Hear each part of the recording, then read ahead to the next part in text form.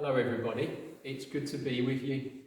Now I know as we progress now to some changes happening in and around us and in our schools and trying to get back to some form of normality, we feel like we're in a rush to make that next step.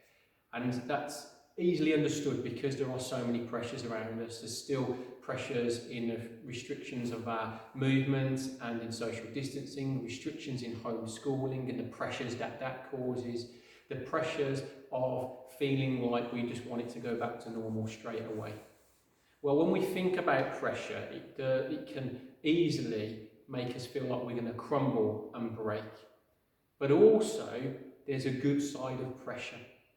For instance, when we think about one of the most beautiful natural resources on earth, which people strive and even in history have fought to get, is a diamond. Well, a diamond is only made under extreme pressure, 750,000 pounds per square inch, and a temperature of over 1,100 degrees Celsius is what's needed to make a diamond from carbon. Now, for us, therefore, and we use that as an example, we would say, well, what can we get from the pressures around us? Are we going to make it and allow it to let us crumble, and that will be our perception?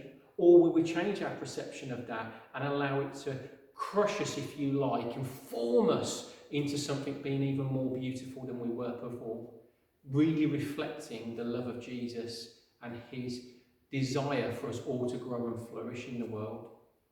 You see, we've seen these crazy situations on the news where people have queued for 2 or 3 hours to get a McDonald's.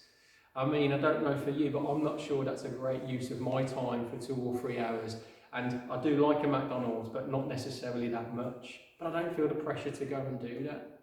What I would rather do with that 2 or 3 hours is maybe go and cut my neighbour's grass, write somebody a letter, make a phone call, or for those of you who might be studying for internal exams, doing some more revision. And therefore I know through those things, when I rest, I'm going to feel less pressure and like I've actually done some good in the world. So my message is really this. The pressures that are around us can do one or two things.